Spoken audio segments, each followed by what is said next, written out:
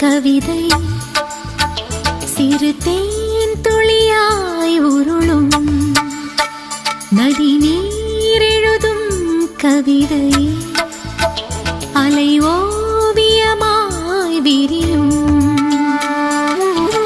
உலகத்தின் மெல்லிய தாள்களின் மேலே இளமையின் கவிதைகள் எழுதிட வேண்டும்.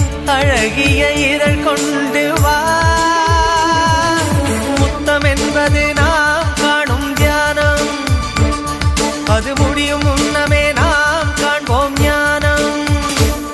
ஒரு பூவெழுதும் கவிதை சிறு தேன்